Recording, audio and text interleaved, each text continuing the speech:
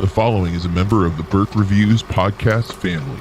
BurkeReviews.com. Hey everybody, welcome to Burke Reviews Movie Club. I'm John Burke, and with me this week is Corey Starr. Hello, hello. And we are here to review Tu Mamá También, which we're recording much earlier than we normally do, so we've only had like 4 days between our last recording and this one. But before we get into our review of Tu Mamá También, we will start with what we've been watching. Corey, what have you seen recently? On Sunday, I went and caught a screening of Sicario. Day of the Soldado. Thank you. And I've been rewatching True Blood, and I think I'm on season 2 now. Now, why on earth would you want to go and do that? Because I love True Blood. Oh. It gets a little weird later on, and I'm like, what's happening? But I like the show so much, and I love Pam, and I love Lafayette, and everybody can judge me. That's fine. Well, I've never watched it, so I don't have much to add, but I don't have any interest in it, so you know, it is what it is. I always use Letterboxd to do this, and I've mentioned before, like I'm a pro member at Letterboxd, so I have like the stats, and I don't know if I've looked and forgotten, or if I've just not paid attention, but I was looking at my all-time stats, and Steven Spielberg, I've seen more of his movies by like double, like any other director. Like I think I've seen 22 or something of Spielberg's movies. Holy heck! Or it might be more now. That I'm worried I'm forgetting the number, but like no one else is even remotely that close. I've seen I've seen all of Anderson's movies. I've seen all of Tarantino's films, but neither of them are even. I don't think either have hit double digits. I know Tarantino hasn't because his 9th film is in the works, but I think Anderson might be one off. Isn't this supposed to be his last movie, 10. He said he would do 10, and this is going to be number 9, so we got 2 more. And that's, people say crap. It doesn't mean anything. I think Jay-Z's retired. Ryan Gosling. Oh, please don't retire. No. Yes, please don't. And Jay-Z's retired from rap like 4 times, so, all that means nothing. But I was also, like, noticing, like, I've seen Sam Jackson. I've seen the most of his movies because he's in so many movies. I think that's just logistics. I think I've seen 42 like of his films, and that's, again, some of those he's not starring in. He's just like in Goodfellas, he's in one scene. He's just in like a lot of throwaway roles early in his career. But the reason I was looking, though, is because I've been seeing a lot of Amanda Seyfried this year, more than I think I've seen in the past. You don't like her? Actually, she's growing on me. I tried to tell you, I don't think she's a bad actress. Well, I still don't think she sings well in Les Mis. That's fine. And it's stylistically. Sing well in that movie. I agree with you, except for the one actress in that movie who is from the Broadway musical, who plays the friend of Amanda Seyfried. I don't remember any of their names at this point, but I thought she sang really well, and everyone else I could have done without. But since we've recorded on Friday night, on July 6th, I have seen 5 movies, counting Tu Mamá También. I watched Won't You Be My Neighbor for the 2nd time, and I got to take my daughter. And did she love it? You didn't tell me. She did love it. She cried, which she does not do normally, and does not usually admit to, I think, when she does. She cried several times, and it's coming to our Polk Theater in Lakeland, and she wants to go again, and she wants my wife to go this time. So that's most likely I'll see it for a 3rd time, but I'm okay with that. Then Sunday night, I haven't wrote a review for this yet, but I watched Mamma Mia for the first time, prepping for the sequel, and that's where Amanda Seyfried comes back again. I thought she sang much better in Mamma Mia. I don't much like the movie. No offense. I feel like there's some cinematic stuff. Pierce Brosnan has no business singing, first of all. And then, it's not that it's bad. It's just like, it's one of those movies where if one person did the right thing, there'd be no movie. you know? Like, so I'm just, like, frustrated with everybody. I'm like, stop lying. Stop telling lies. This is stupid. Why are you doing that? And it's just, like, the whole time I'm just frustrated. Like, this whole plot is so contrived, and I don't enjoy it. Similar movie, Meet the Parents. That's how I felt. Like, if Ben Stiller's character just told the truth once, there'd be, like, no conflict in that movie, and I would be much happier, because it's just, it feels so frustrating. But, and then last night, my wife was in the mood to watch the movie, so we hit Redbox, and she doesn't go to the theater as much as she should, considering she has a movie pass, but we rented Blockers and Jumanji, Welcome to the Jungle. Yeah. So, rewatched those two. They were both... actually, I enjoyed Blockers even more the second time, and I liked it a lot the first time, but I thought it was better. I want to see it. It's funny, and I loved the title that she made up for it. Which... Oh, I didn't see that. She's called it several things over the last 24 hours. Or something. Yes, yeah, she's called it... Well, to be fair, the promotional material has a rooster sitting on the word Blockers, so it's very blatant what the name should have been.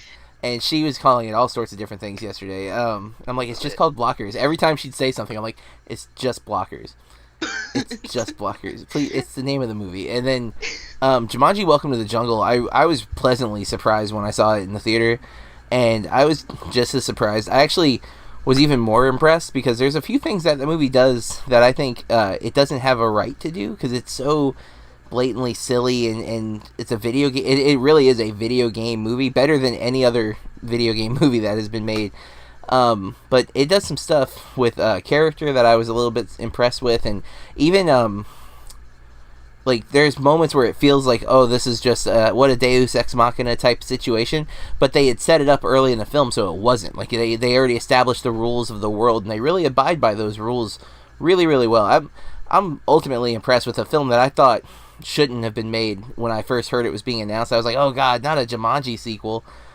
They nailed it. They really did. And I haven't seen the first one since I was a kid, but I think this one's better from what I remember. Now, I could be wrong, but from what I remember, I think the new one is a better movie. So, and then that leads to today. I got up and my wife and daughter went out with your aunt, and I watched Tu Mamá También while they were gone, which Aren't you so glad? I was. Holy cow. I was not expecting this movie to be as sexual porn? as it got. Yeah. And I guess that leads us to talking about this movie in detail. So let me bring up the stats from IMDb, and we will talk about who's in it, who directed it. And we'll get into our initial opinions of the movie, but it stars Maribel Verdú, Gael García Bernal, and Diego Luna, which is weird. If you look at IMDb, Diego Luna is the 5th listed, which makes no sense, because he is clearly, I would argue even he's the first most important character. The narrator is Daniel Jimenez Cacho, I believe is how you say his name. And that's an important character. So I see him being 3rd on the list. Okay, but Anna, who's one of the guy's girlfriends, who you do see naked in the first 10 minutes, if not less, she's not in the movie again. So I don't know how she's listed 4th on their top billed cast. She doesn't even have a photo. So it's like sometimes an actor who's more established will have like their listing higher on depending on the movie, but she doesn't even have a photo, implying she hasn't done much acting. This is probably maybe her only film, but nonetheless, the director is Alfonso Cuarón, or Cuarón. I always mess up his name, and I apologize, because I am a huge fan of his. Do you know what else he's directed, Corey? No. Well, you should, and you do, in fact, but... I probably watched it. You have. I know you have, at least for a couple of them. You've seen Gravity, most likely. Yep. Children of Men, which is a film, if you haven't seen, you definitely should make an effort to watch. Excellent film. And he directed my favorite Harry Potter film, which is The Prisoner of Azkaban. And that's the Harry Potter film that basically turns the franchise into the great films that they are. Because the first 2 are Chris Columbus, and they're okay, but they drag on a bit, and they are long. Yeah, and they're not. I don't know, they're not as stylistic as the 3rd one, which the 3rd one's where, to me, it really sets the tone, and that's Cuarón's touch. And then, of course, he did Tu Mamá También. And the 1998 Ethan Hawke and Gwyneth Paltrow Great Expectations that I've never seen, but I've been kind of eyeballing because I read the book a few years ago, and I knew this movie existed, but I heard it wasn't great. Oh, and Bancroft's in it, too. Miss Robinson herself. Oh. Yeah, but the other thing that this movie has to be noted is not just the famous director who's won Oscars for his work, but the cinematographer for this film.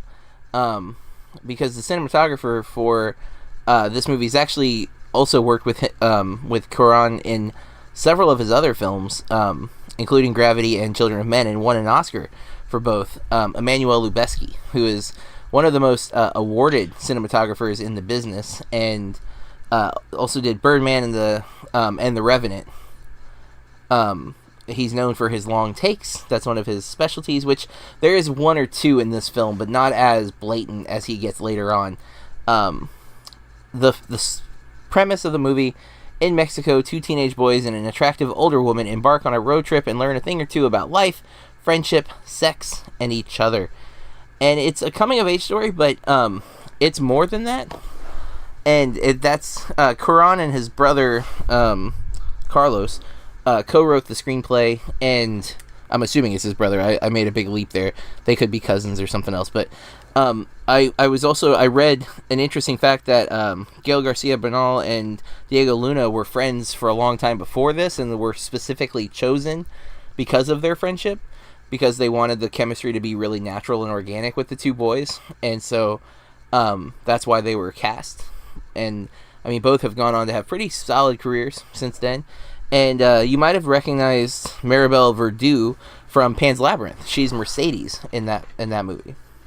Yeah, that's the mom. No, Mercedes is the fighter. She's the servant, but she's like the spy. Oh, okay. Yeah, she's the main female in Pan's Labyrinth, really, because the mom dies, spoiler, early in the movie kind of thing. But Mercedes is the one who helps the little girl, and she's fighting against the what is he? The general, I think is what they call him in the movie. I don't think he's an emperor yet, but he wants to be.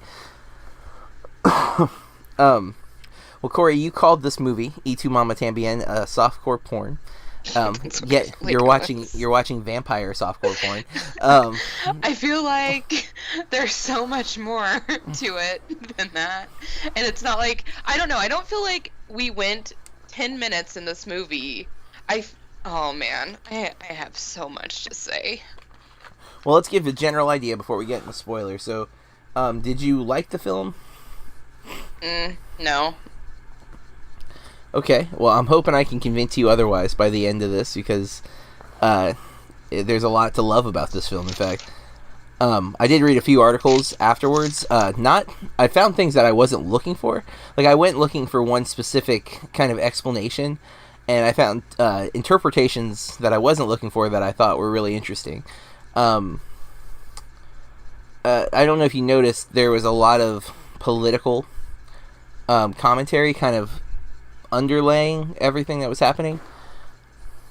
Well, I caught some of it, and I mean, they come right out and say a few things about his father. Well, yeah, and that's part of it. And then just them driving down the road, there was multiple times where the police had pulled somebody over and were harassing people, and for no reason, people just standing by the road. Which in this movie, it makes me think that everyone in that country just stands by the road all the time. Mm-hmm. Well, and that's, again, this is set, the movie came out in 2001, but it's set in 1999, so it's just past where it was set, but all that was political commentary about what was happening in Mexico, from what I've read. Now, I knew nothing about it. I know that Mexico's had political, turmoil for years, but you have a lot about classism in this film as well. You have, Diego Luna's character, I'm going to mess up his name. I thought to myself, I better make sure I know how to pronounce this, and then now it's nope, it's not there. Well, Gael Garcia Bernal's, Julio's Gael, and then Diego Luna is, I think it's Tenoche. I think Tenoch. I feel like I heard it differently, but because I was reading the subtitles, I wasn't always listening as much as I was looking. And then Luisa is Maribel's character. Tenoch is from the upper class, somewhat maybe in a corrupt way. It's definitely implied that the dad hasn't earned his fortune without getting his hands dirty and doing some things that aren't okay, but he's rich and well off, where Julio is at one point he's called a hillbilly, But his father is well educated, and they obviously live in a nice home too. Correct. They are what we would call middle class, but still. Oh shoot! I looked at them as at least being upper middle class. Julio is not. From what I've read, especially, it confirms that kind of. He's not poor, but he's definitely not in the same stature as Tenoch or Tenoche. And they their friendship is tight, and they have the whole idea of manifesto, which is another government kind of mindset that they've written a manifesto for their group of friends, and there's all these rules that they abide by, and they tell Luisa the whole thing, which is a fun moment. And ultimately the film does deal a lot with coming of age, for sure, but it also deals with knowing oneself in a knowing things to be true. Like they outright state that at one point. I mean, the film deals with a lot, and it is, I think, it's not as clear, but one of the articles that I read made a strong argument that this film is a bisexual treatise, where you could look at it as these two boys are. I'm trying not to spoil things. I feel like this might be breaching upon a spoiler, but nonetheless, the article basically made an argument that this film could be argued as a bisexual study of sorts, and thus it could have fallen into not just coming of age, but into the LGBTQ plus month last month. And I didn't know that going in, and the article I read was arguing, why don't more people look at this film the way that I do? And I thought he made some strong arguments, and it may have been I didn't actually pay attention to who the author was, because I'm really bad at that. Apologies now, but... You would probably mispronounce her name anyway. I'm kidding. That is not untrue, unfortunately. But you guys pick on me about steelbooks. I gotta... Yeah, yours is not as blatantly bad of a thing, but... I don't even own that many, guys. But, yeah, she has so many. But, I like the movie. I think... I won't deny there was more sexuality than I'm used to in a movie. On the bright side, there was a lot more male nudity than there was female, which I'm not saying bright side oh, I'm so excited, but usually... It was more equal.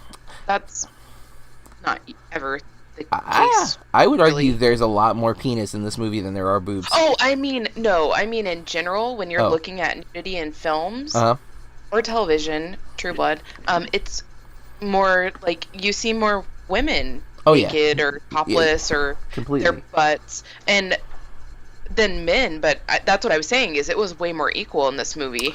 Well, and that's what I mean. I think that was it's an important part to, I think, one, the argument of the essay that I read, and two, I think, of what the story is really about, because it is about sexual exploration in all states and senses, and that is part of becoming an adult. We can pass judgment on how people behave sexually or whatever, and yet it is part of the process, right? And in different cultures it's different ways. And late 90s, you sense there's a sense of homophobia in the boys, yet there's also a sense of a little bit of progressive. They mention a friend who's come out of the closet, I think is the exact words they use. Yet they call each other faggot over and over and over again throughout this movie, and not in a friendly way, in a very derogatory, negative statement. Yet they were okay with their friend who came out of the closet. So, there's that late 90s kind of, we know it's okay, but we're still not comfortable with the idea just yet, We don't want to be directly associated with it, I think. Yeah. And, all right, I guess we should get into spoilers, because I think I probably walked a tightrope here. I enjoyed the film. It is very much a hard R, though, especially from American standards. From what I read, the movie did struggle to get released in some of the other countries because of the sexuality of the film. Oh, wow. It did get released, but there were delays with ratings and things like that. I don't know what it ended up getting rated in the U.S. release, but I would have thought NC-17, just mainly because of the time period, 2001, and there's so much more penis than there is anything else, and that was not common in our films.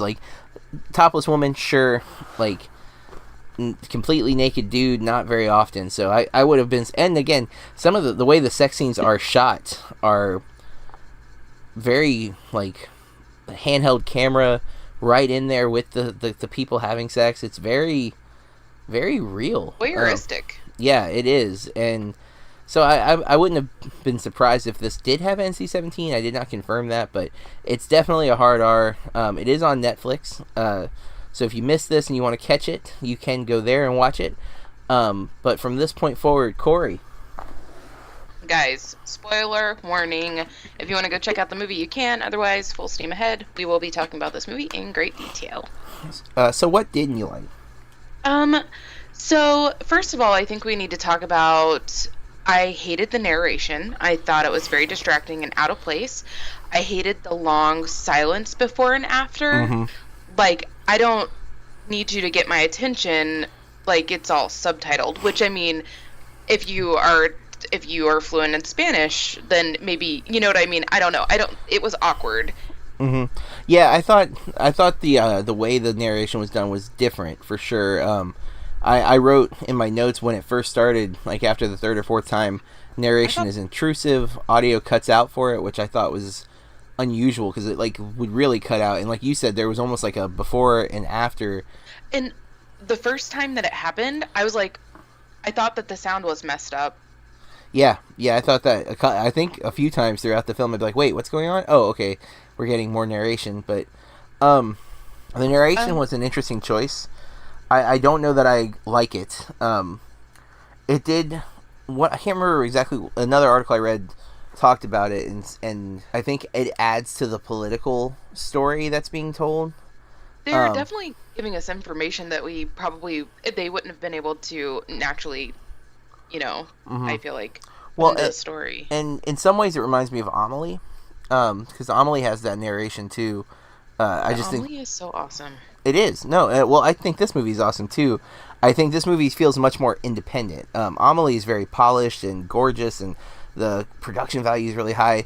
This movie feels very independently done. It looks low budget. Not that the cinematography suffers, because you have Emmanuel Lubezki, and I don't think the writing suffers, and I think the performances are outstanding. Especially for... God, I can't believe how young these guys look, because they're both like 19, but they look like they're like 14 years old in this movie. Especially Diego Luna. He looks so young, and Milk was 2008, right? Mm-hmm. He looks, yeah, I think so. Leaps and bounds older in Milk. We're talking like 7 years, and he's, and then Rogue One, which I know that's now, we're talking like 15 years, but Rogue One, he looks so much older than he does here. I mean, he is a baby face in this movie. I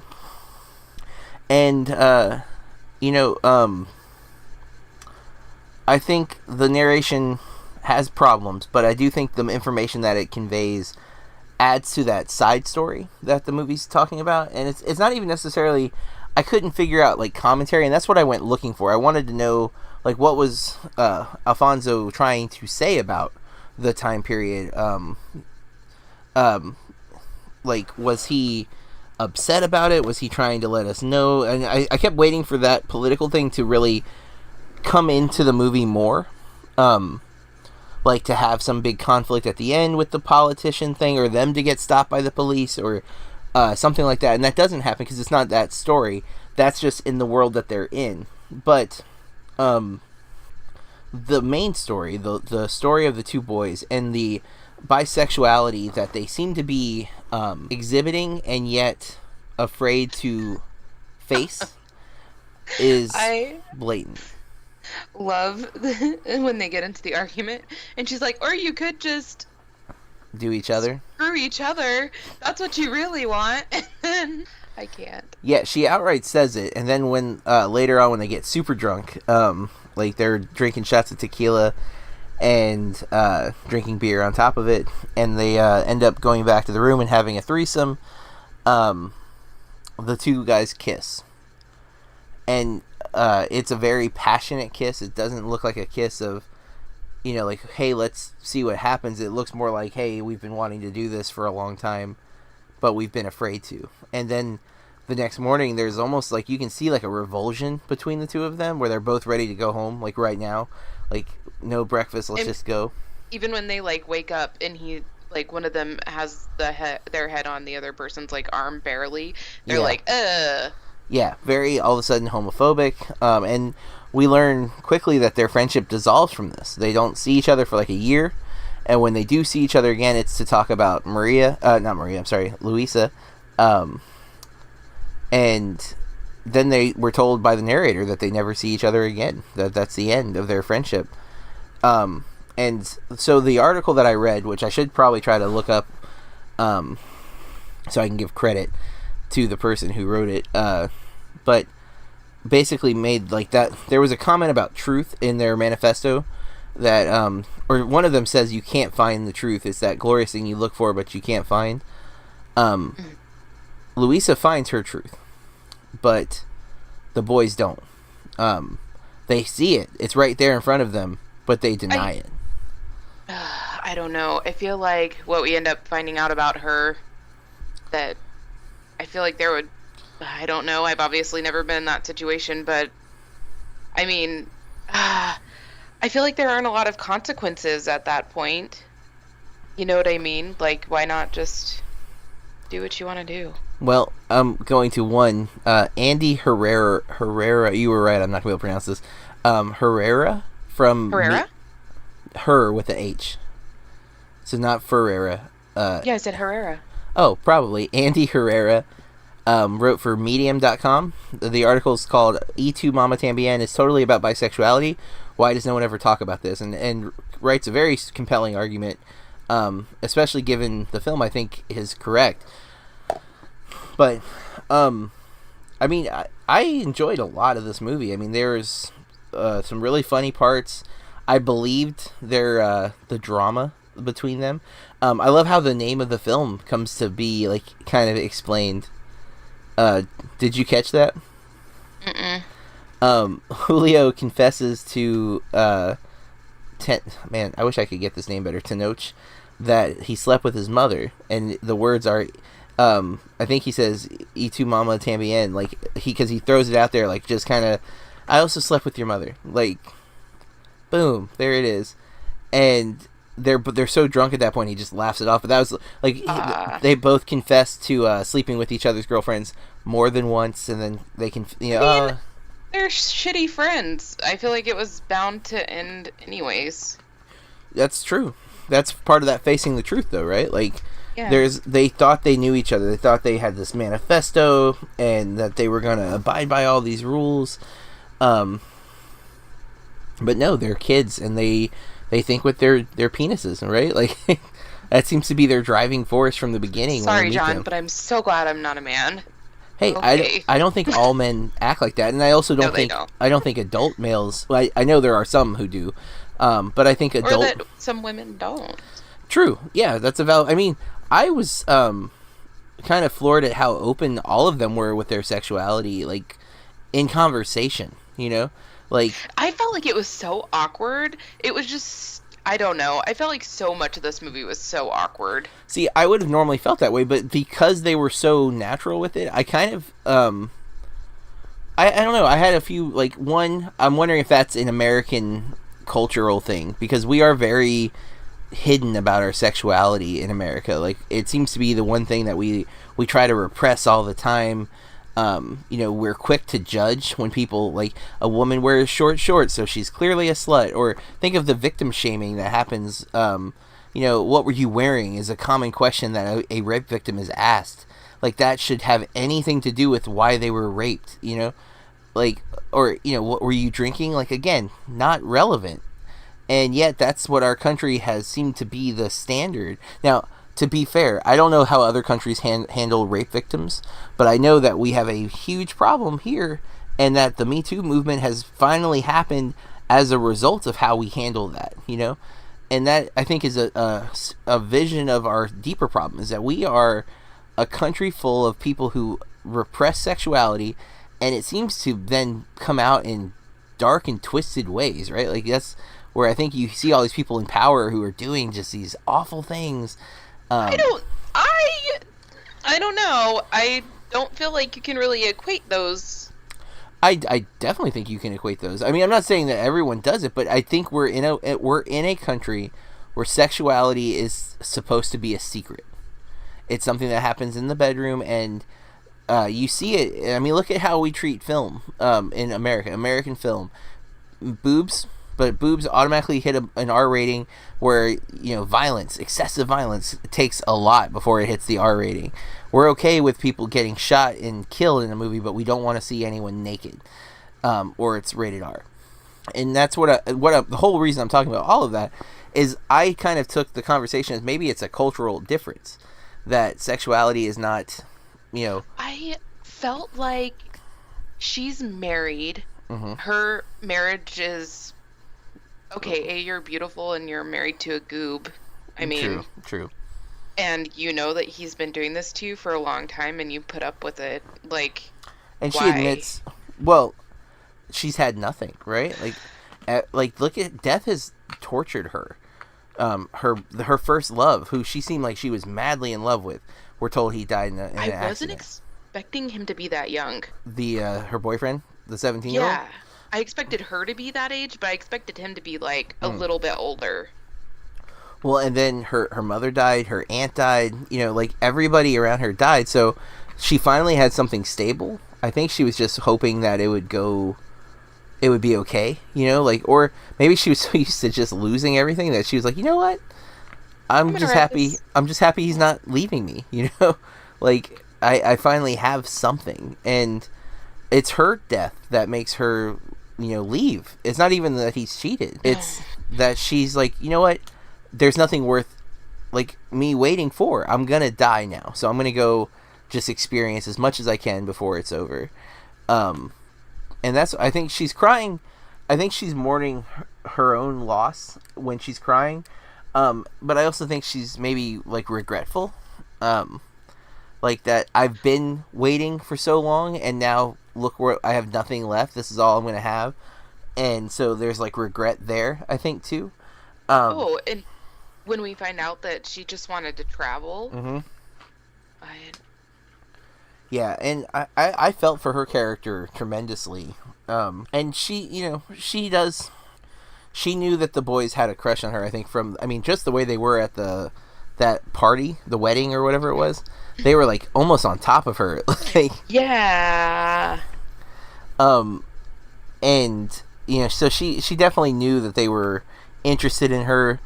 And she took some time. It wasn't like they were on the road and she immediately had sex with them. Like, it took, I don't know, I felt like the way it happened made sense because she was crying. He walks in. She's just like, you know what? I'm just going to do this. I need to feel something else than sadness. And, she'd been talking to them about sexuality already and she had an idea. I don't know. I feel like it's a trope to have the older woman kind of, like, teach the boys about sex. Like, it's in several stories and whatnot, but I think there's something else here that could be interpreted. And obviously there's the whole political undertones that I think are very interesting. I wish I understood them more. I'm not familiar enough with Mexican politics at the time, but it's so hard. Even I feel. All right, we are back. We had some Skype technical difficulties where we were cutting out on each other. But Corey was in the middle of a thought that I want to hear. Corey, you were talking about the political elements of Tu Mamá También? I was just saying that I think it's hard since I feel like other countries are way more versed on our politics than we are versed on other countries' politics. And sometimes I feel like it's because ours are just so bombastic. I feel like they're just loud and, like, I don't know, stupid sometimes. So I think it makes it hard when we're watching these movies, even like that horrible movie Meantime, where we didn't really get what was going on. Like, I feel like it may have hit us harder and we might, you know what I mean? Might have just resonated more. Yeah, for sure. I mean, it's one of the struggles, even when I watch a movie about American politics, I don't always know things because it's not an area that I spend as much time as I know I should. And it's definitely something that I want to be better at, but it's also overwhelming. History was never my strongest subject, and while history implies the past, history also in school always deals with economics and government, and those were areas where I just would zone out, and I didn't do it on purpose. It was not an area that grabbed me. And so other people's politics, I especially am weak on. I feel like I need to do some research to kind of understand this movie a little more, because I do think there's a reason he does it the way he does it. And I think even the narrator, he's not a character, right? Like, it's not the voice of Julio or Tenoche. Man, I'm just horrible with names. Or Luisa. It's not said to be a character that we've met. It's just this all-knowing voice. Them. Yeah. Well, but not just them, right? He knows everything. It's like a voice of God. He knows what's happening in the future. He knows what happened in the past. He knows their little secrets they keep from each other. Like, I love that little moment where he's like, whenever he goes to the bathroom at his house, Julio lights a bunch of matches, and Tenoche will open the toilet with his foot so he doesn't touch the seat. Like, those are little things that they don't know about each other, and they don't need to. Like, those are... I thought that was really funny, because I think that's superhuman, right? Like, there's probably something like that where you have this little idiosyncrasy that you do, but you don't want anybody to know that you do it, because it'd be embarrassing if they did. And things like that in movies like this, like in coming-of-age stories, I think are why I'm always drawn to them. I'm a big fan of coming-of-age stories, the Way, Way Back, Juno, Breakfast Club, 16 Candles, Pretty in Pink. I mean, the list goes on and on and on that I'm ultimately a huge fan of. And this genre doesn't always have to be coming of age from young to adult. It can also be midlife crisis, which I think Luisa is going through her own thing, because if we were to look at Blake Snyder is the author of the Save the Cat Guide to Screenwriting, and he is beloved by many and hated by many.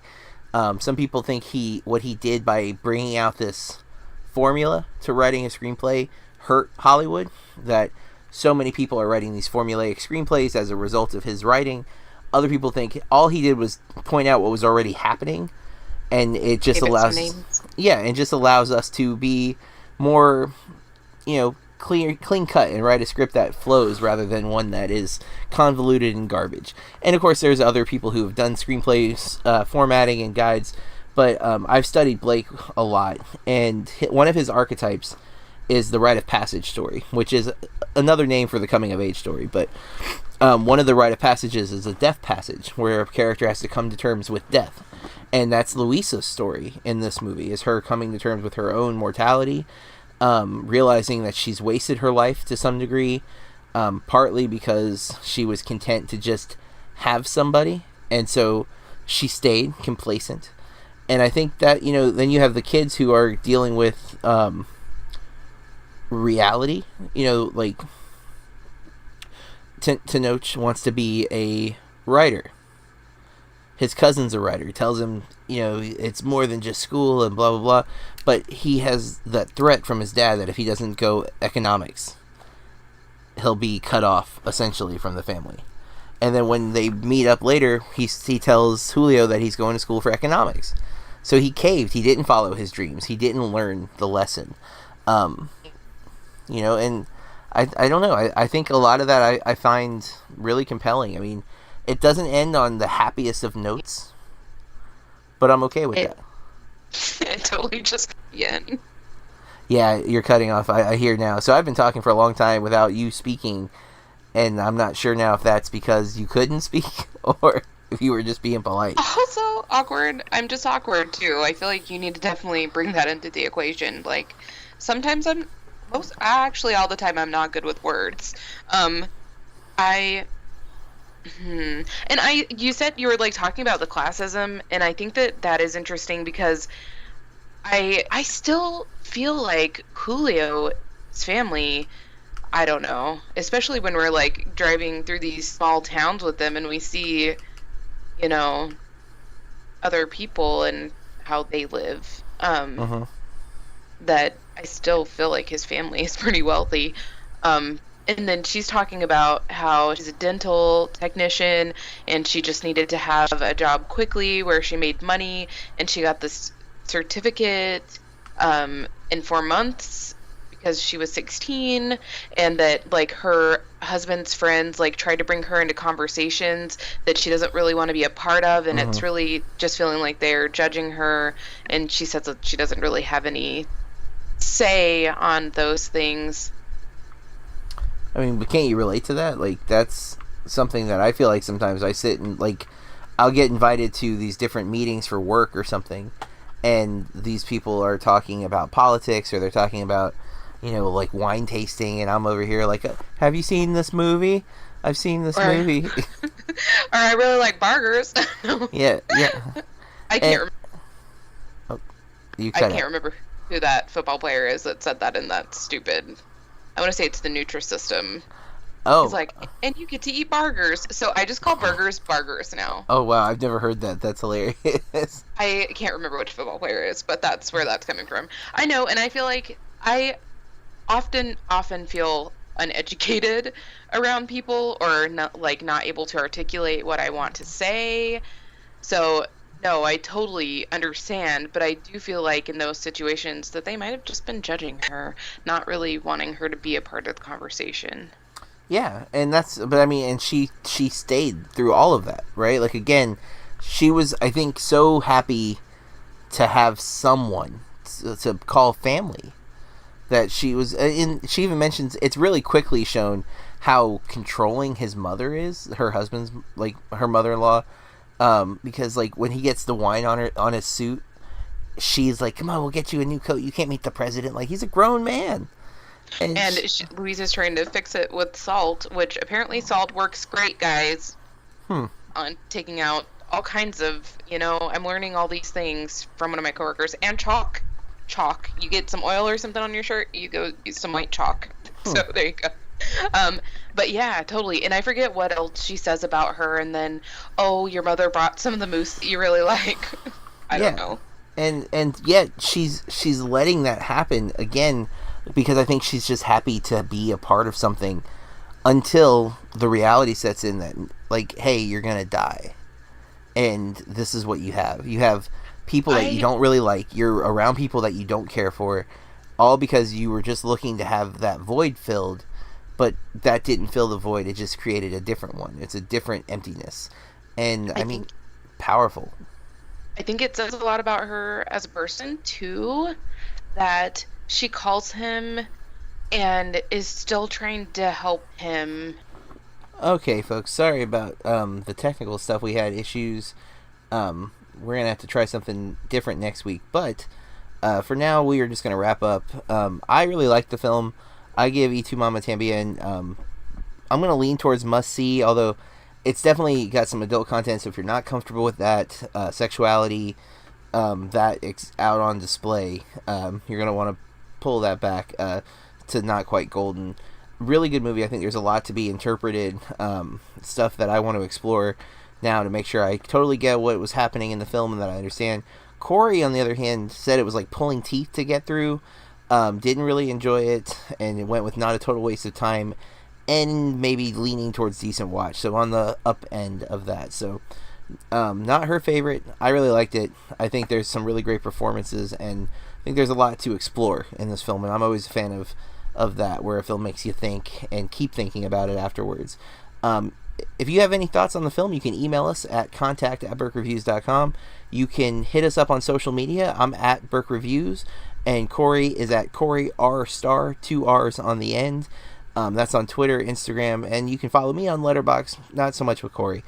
We'll be back next week. We're going to be watching Zach Braff's Garden State, a film Corey has never seen, and I have, but only once, so I'm looking forward to giving it a rewatch. But that will be our next film, so check back next week, and until then, keep watching movies. This has been a Burk Reviews podcast, burkreviews.com.